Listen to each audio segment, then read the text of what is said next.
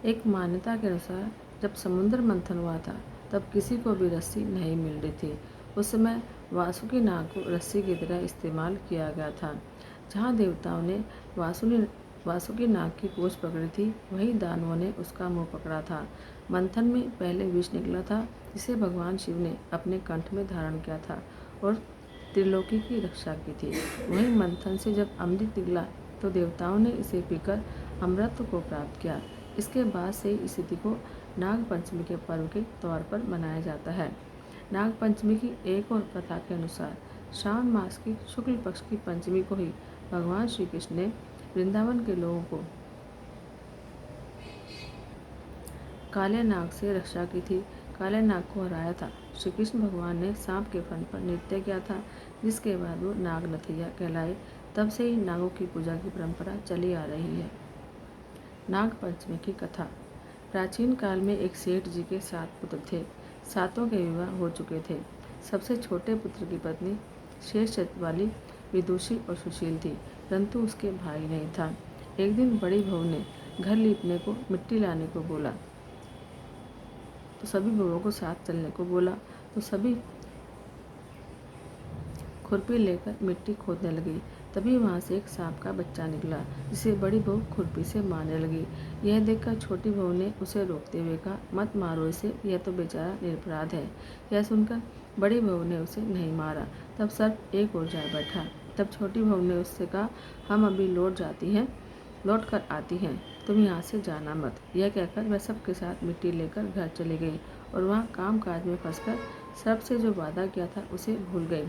उसे दूसरे दिन यह बात याद आई कि सबको साथ लेकर वहाँ पहुँची और सर्प को उसी स्थान पर बैठा देखकर बोली, सर्प भैया राम राम। सर्प ने कहा, तूने मुझे भैया कहा इसलिए छोड़ देता हूँ, नहीं तो झूठी बात कहने से तुझे अभी डस लेता। वह बोली, भैया मुझसे भूल हो गई, उसकी क्षमा मांगती हूँ। तब सर्प बोला, अच्छा तू आज से मेरी बहन हुई और मैं तेरा भाई हुआ, तुझे जो मांगना है मांग ले। वह बोली, भैया मेरा कोई भाई नहीं है। अच्छा तो आज मेरा भाई मिल गया। कुछ दिन बीतने पर वह सर्प मनुष्य का रूप रखकर उसके घर आया और बोला कि मेरी बहन को भेज दो। सबने कहा, इसके तो कोई भाई नहीं था। तो वह बोला, मैं इसका दूर के रिश्ते का भाई हूँ, बचपन में ही बाहर चला गया था। उसे विश्वास दिलाने पर घर के लोगों ने छोटी को उसके साथ भेज दिया। उसने मार्ग में बताया कि मैं वही सर्प हूँ, इसलिए तुम मुझसे डरना नहीं और जहाँ चलने में कठिनाई हो वहाँ मेरी पूंछ पकड़ लेना। उसने कहे अनुसार ही वही किया और इस प्रकार वह उसके घर पहुँच गई और वहाँ के धन ऐश्वर्य को देखकर वह चकित हो गई। एक दिन सर्प की माता ने उससे कहा, मैं एक काम से बाहर जा रही हूँ, तो अपने भाई को ठंडा दूध पिला देना। उसने यह बात ध्यान न रही और उसने गर्म दूध पिला दिया, जिससे उसका मुंह बुरी तरह से जल गया। यह देखकर सर्प की माता बहुत क्रोधित हुई, परंतु सर्प के समझाने पर शांत हो गई। तब सर्प ने कहा कि बहन को उसके घर भेज देना चाहिए। तब सर्प और उसके पिता ने उसे बहुत सा सोना, चांदी, जवाहरात, वस्त्र, आभूषण आदि देकर उसके घर पहुंचा दिया। इतना ढेर सारा धन देखकर बड़ी बहू ने ईर्ष्या से कहा कि भाई तो बड़ा धनवान है, तुझे तो इससे और भी ज़्यादा धन लाना चाहिए। सर्प ने यह सुना तो सब वस्तुएं सोने की लाकर दे दी। यह देखकर बड़ी बहू ने कहा, इन्हें झाड़ने की झाड़ू भी सोने की होनी चाहिए। तब सर्प ने झाड़ू भी सोने की लाकर रख दी। सर्प ने छोटी बहू को हीरा मणियों का एक अद्भुत हार दिया था। उसकी प्रशंसा उस देश की रानी ने भी सुनी और वह राजा से बोली कि सेठ की छोटी बहू का हार यहाँ आना चाहिए। राजा ने मंत्री को हुक्म दिया कि उससे वह हार लेकर शीघ्र उपस्थित हो।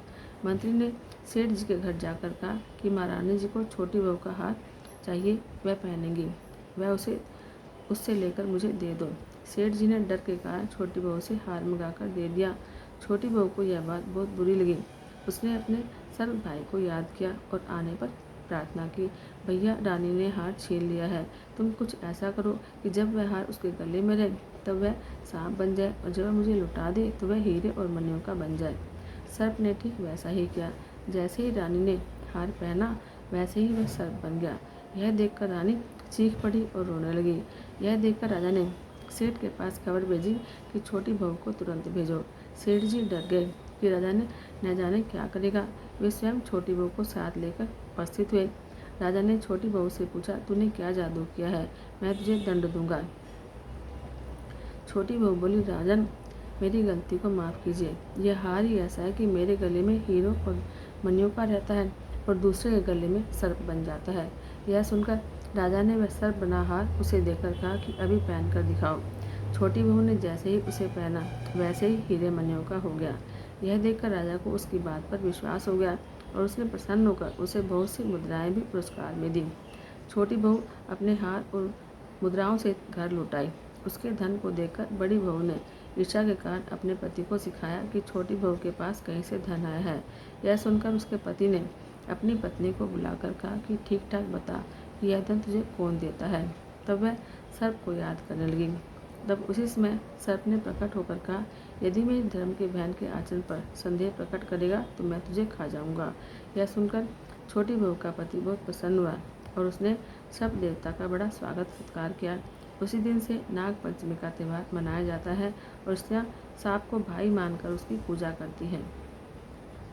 नाग पंचमी की पूजा करने के बाद सर्प देवता से प्रार्थना करें, नमस्कार करें जैसे अन्य देवताओं को नमस्कार करते हैं और नमस्कार करके यह कहें कि जो सर्प धरती के अंदर और अंतरिक्ष में है और स्वर्ग में है उन सर्पों को नमस्कार है।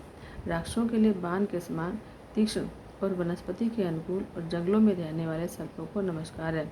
जो सूर्य की किरणों में सूर्य की ओर मुख किए हुए चला करते हैं और जो सागरों में समूह रूप में रहते हैं उन सर्पों को नमस्कार है। तीनों लोकों में जो भी सर्प हैं उन्हें हम सब नमस्कार करते हैं। बोलो नागेश्वर महादेव की जय।